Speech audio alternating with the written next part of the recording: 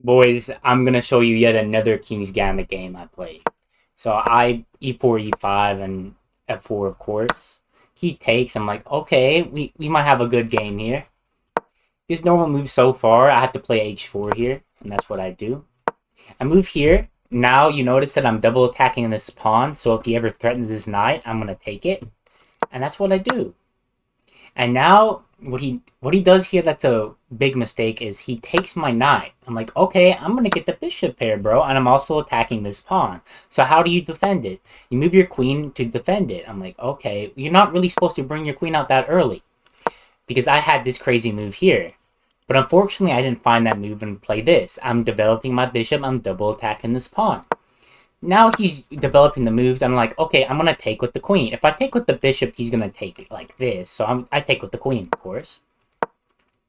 And now I develop my knight. I don't want to trade queens because I feel like it's a wasted move. I want to develop still. And now I'm like, okay, what should I do here?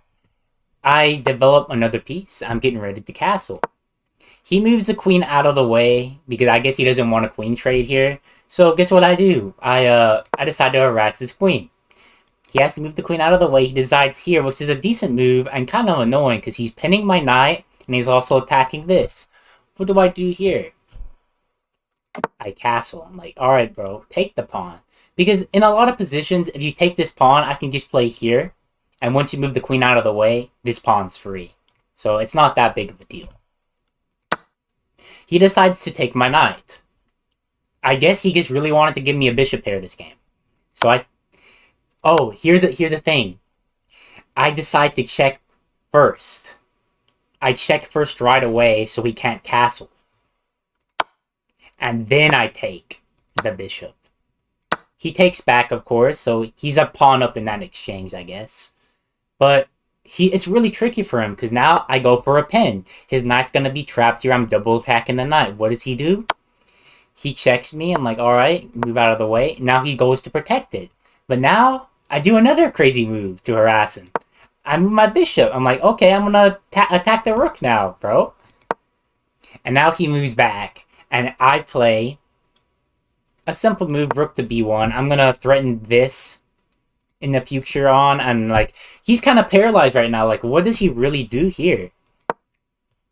He moves the knight out of the way. And this is when I start trading off pieces. I take the bishop. It's check. It's an inaccuracy. But he has to move. Like, he can't take my queen. He has to move because he's in check. He decides to take with the rook. And now I slide in another check. He decides to block with the rook, but what he doesn't realize is I can take the rook with my bishop. And now he takes my queen and I take back.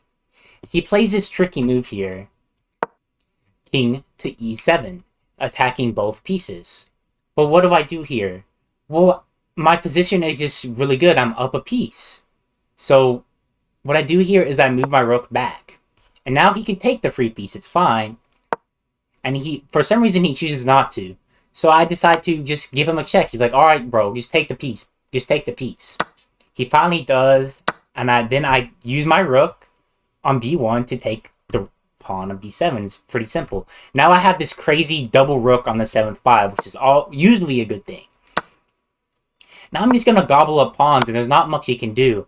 And I find this move here, I couldn't play it before because a knight was guarding it, but now I play this move to trade off rooks. And it's pretty hard to lose this game now because I'm gonna march these pawns up the board, get a promote, and if this knight ever goes too far this way, I'm just gonna march up this way. So it's really hard for him to win. So after this position, he decides to resign, and I win yet another King's Gambit game.